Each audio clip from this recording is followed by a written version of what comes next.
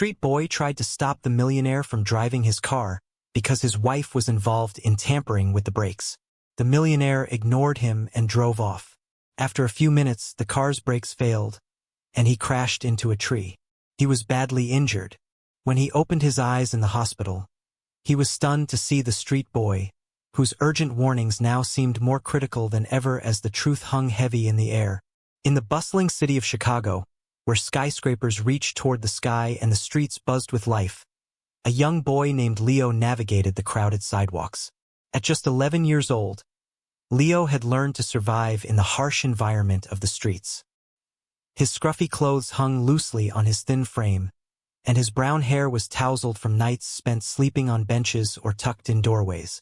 With bright, observant eyes, he watched the world around him, searching for opportunities to find food and shelter. One chilly evening, as the sun dipped below the horizon, Leo wandered through a bustling neighborhood. The streets were alive with people returning home from work, their laughter and chatter filling the air. As Leo passed a small park, his stomach growled loudly, reminding him of the 2 days he had gone without a proper meal. He needed to find somewhere to sleep, preferably a spot with some warmth. Leo wandered deeper into the city, his bare feet navigating the cracks in the pavement. He found a secluded corner behind an upscale restaurant, where he could hear the clinking of silverware and the soft murmur of conversations from inside. As he settled in for the night, he noticed a woman in an elegant red dress leaving the restaurant. The woman was Christine Westfield, known for her glamorous parties and wealth. Curiosity piqued, Leo leaned closer, hoping to catch snippets of conversation. What he overheard next sent a chill down his spine. Christine was speaking with a man Leo recognized as a hitman. Their conversation was hushed, but Leo strained to hear.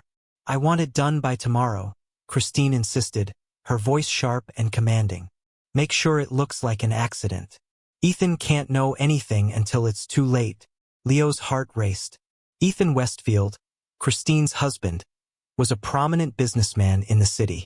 Leo knew of him from the newspaper articles he occasionally came across, describing Ethan's philanthropic work and impressive fortune. $100 million. As the two continued to speak, Leo caught more of their sinister plan. "Tamper with the brakes on his car," the hitman replied, his tone chilling.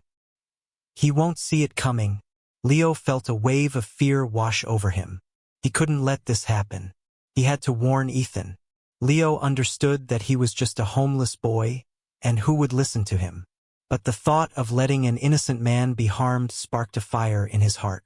The next morning, as the city began to wake, Leo positioned himself near the Westfield mansion. He had no idea how he would get Ethan's attention, but he knew he had to try. Hours passed, and Leo waited anxiously, scanning every car that approached. Finally, he spotted Ethan's car coming down the street. His heart raced as he recognized the luxury vehicle, a sleek black sedan. Leo's mind raced with thoughts of how to warn him.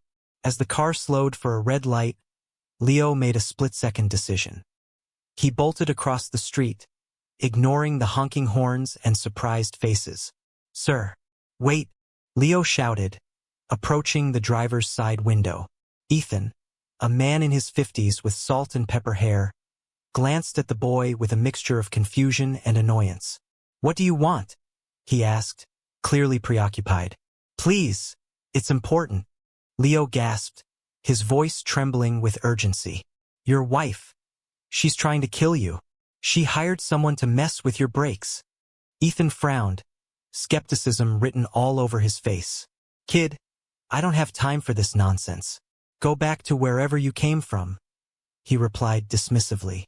"Please, you have to listen," Leo pleaded, desperation clawing at him. "I heard her last night. She wants your money." But Ethan shook his head, clearly not convinced. The light turned green, and he pressed the accelerator, driving off without another word. Leo's heart sank as he watched the car disappear around the corner. Frustrated but determined, Leo decided to follow Ethan. He sprinted through the busy streets, keeping the car in sight. As Ethan drove through the winding roads of the city, Leo pushed himself to keep up. He knew he was running out of time. Suddenly, Leo saw Ethan's car take a sharp turn down a less traveled road, and his heart raced. He was close now, but just as he turned the corner, he watched in horror as the car lurched and veered off the road, crashing into a tree with a sickening crunch. "Ethan!" Leo shouted, panic flooding his veins. He rushed towards the wreck, his heart pounding in his chest. The sound of shattering glass and crumpling metal filled the air, and the sight of the car twisted against the tree made him freeze. Ethan's figure was slumped over the steering wheel, blood trickling down his forehead. Leo hurried to the driver's side, his hands shaking. "Ethan, are you okay?" he called, his voice cracking with fear. Ethan groaned, slowly lifting his head. "What happened?" he murmured, confusion clouding his eyes. "You crashed. I tried to warn you," Leo stammered, desperate. "Christine. She wanted to kill you." Ethan's expression shifted from confusion to realization. "My brakes failed," he whispered, his voice laced with pain. "What did you say about Christine?" Before Leo could answer, sirens wailed in the distance, growing louder. Help was on the way. As they waited for assistance, Leo's mind raced with thoughts of what he had overheard. He knew he had to make Ethan understand the danger he was still in. "You have to trust me, Ethan. She's dangerous. We need to act before it's too late," Leo urged. Ethan nodded weakly, finally beginning to understand. "I believe you," he replied, his voice hoarse. "But we need to get you out of here first." When the paramedics arrived, they quickly assessed the situation and rushed Ethan to the hospital, where Leo anxiously followed, hoping for a chance to explain everything. As Ethan lay unconscious in the hospital, Leo waited by his bedside, heart heavy with worry. What if he was too late? What if Christine succeeded in her plans? Finally, after what felt like an eternity, Ethan opened his eyes, blinking against the harsh hospital lights. Confusion washed over his face as he looked around. And then, his gaze landed on Leo standing there, trembling but determined. "Leo?" Ethan croaked, recognition dawning. You saved my life." "Yes, and you need to listen," Leo said, leaning in closer. "Christine. She wants you dead." "I heard her." Ethan's expression hardened as he took in the boy's words. "We need to gather evidence," he said, his voice steadier now. "We'll confront her." In that moment, a bond formed between them, one forged in courage and resilience.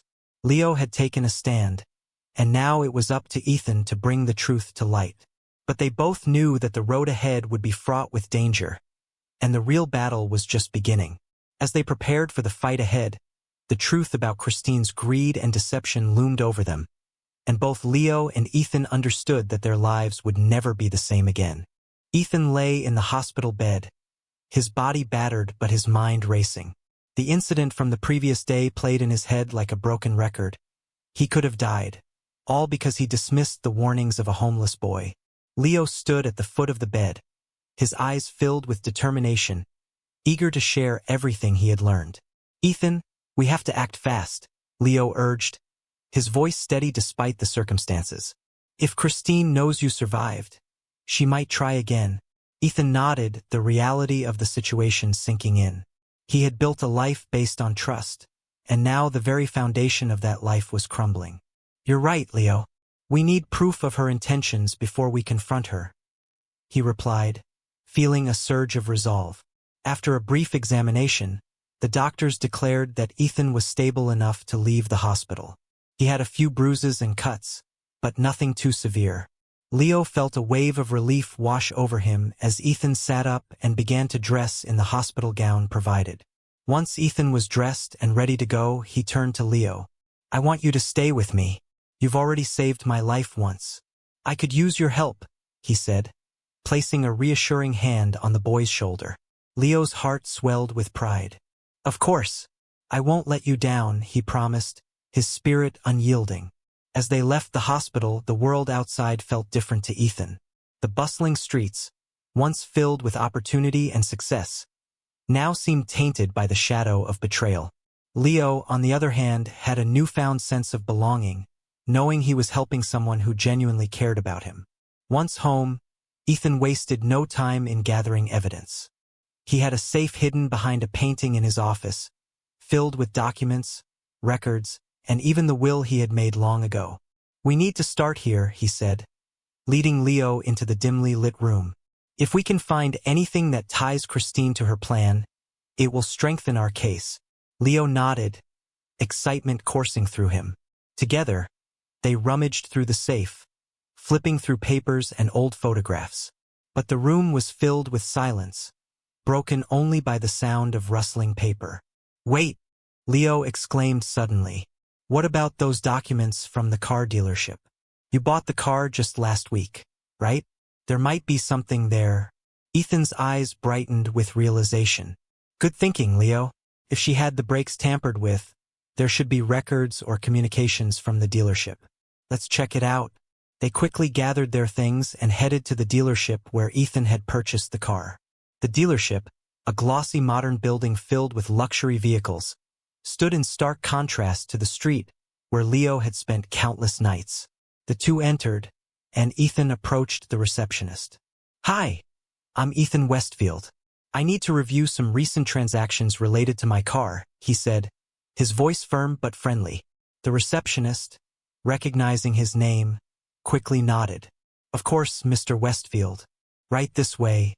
She led them to a small office where a manager sat, typing on his computer. Ethan introduced Leo. "We need to look into the brake service performed on my car last week," he said. The manager nodded, accessing the records. "Here it is," he said, pulling up a digital file. It was a routine service, but there was an odd note in the report.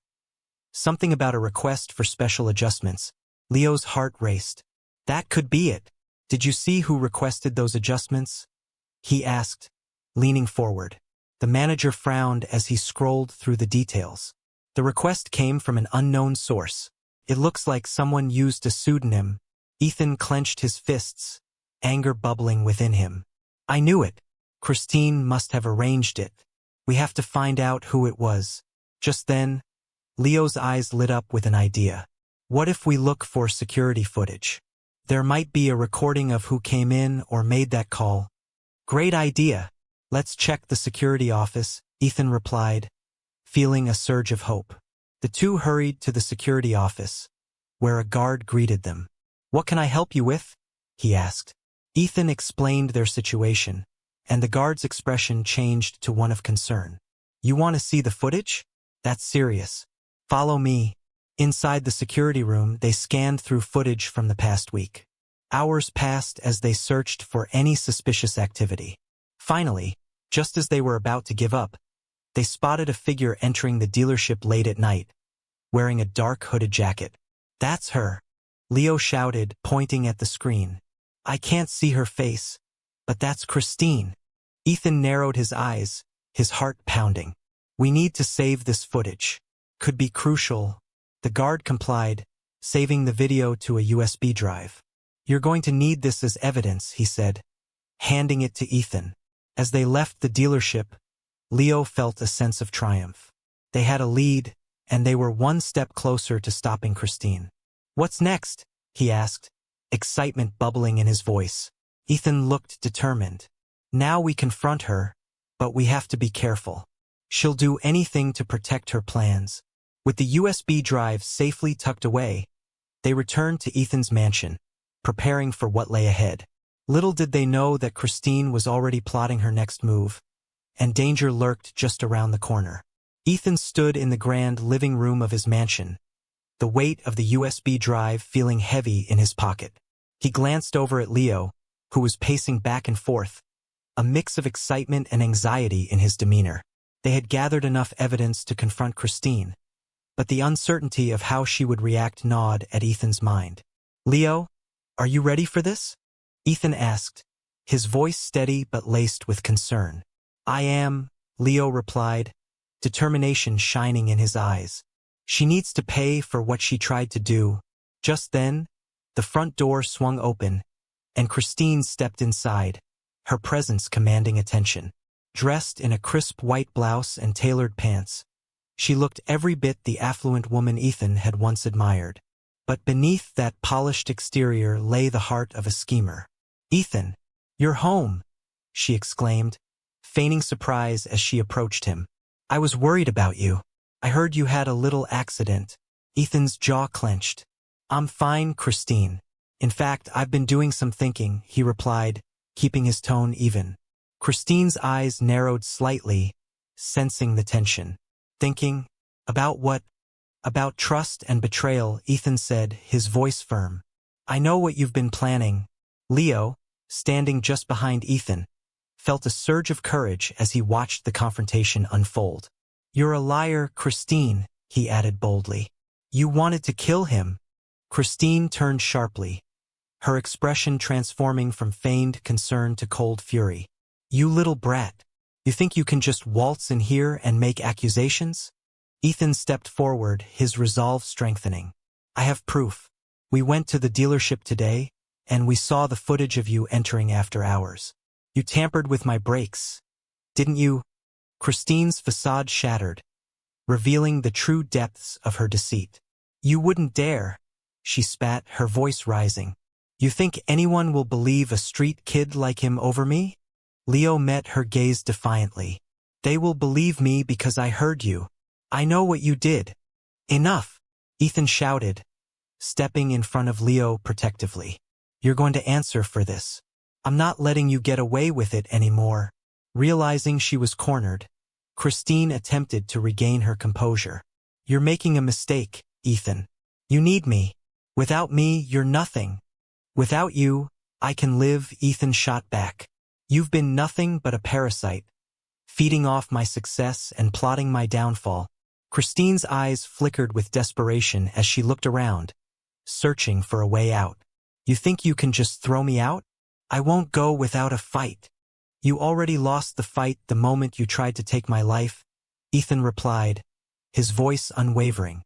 "I have everything I need to expose you." With a swift motion, Ethan pulled out the USB drive from his pocket. "I'm sending this to the police. You're going to face the consequences of your actions." Christine's expression shifted from anger to panic. "You wouldn't. Think of what you're throwing away." "I'm throwing away nothing but lies," Ethan stated firmly. "You had your chance, Christine. Now it's over." Leo stood beside Ethan, a wave of relief washing over him. They had faced Christine together, and for the first time, Leo felt a sense of power in the situation.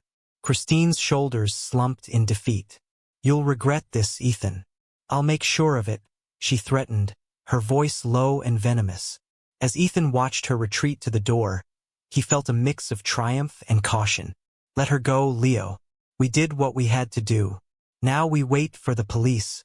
Leo nodded, the adrenaline still pumping through him. "Do you think they'll believe us?" "They will. With the evidence we gathered." "She has nowhere to run," Ethan replied, placing a reassuring hand on Leo's shoulder. As the sun began to set, casting long shadows across the room, Ethan and Leo stood united against the darkness that threatened to envelop them. They knew the battle was far from over, but together, they were ready to face whatever came next. Little did they know, Christine was already plotting her revenge, and danger was still lurking just around the corner. The sun dipped below the horizon, casting an orange hue across the Chicago skyline. Ethan and Leo waited anxiously in the living room, knowing they had done everything possible to protect themselves. The police had been informed, and all they could do now was wait for the authorities to arrive. Suddenly, the sound of sirens echoed in the distance, growing louder as they approached the mansion. Ethan felt a mix of relief and anxiety. Would they catch Christine before she could enact her revenge? Moments later, a group of police officers entered the mansion, their uniforms crisp and authoritative. Ethan stepped forward, relief washing over him as he introduced himself. "I'm Ethan Westfield. We have evidence that my wife, Christine, has been plotting to kill me."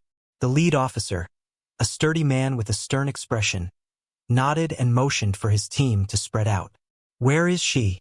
"She was just here," Leo exclaimed, his eyes wide with concern. "She threatened us." Ethan quickly handed over the USB drive to the officer. "This contains footage from the dealership showing her entering after hours," plus other evidence of her plotting against me. The officer took the drive and nodded. We'll review this immediately. You two stay here. Leo's heart raced. He could feel the weight of the situation pressing down on him. But there was also a glimmer of hope. This was it, the moment they could finally end Christine's reign of deception. Minutes passed like hours as the officers combed through the house.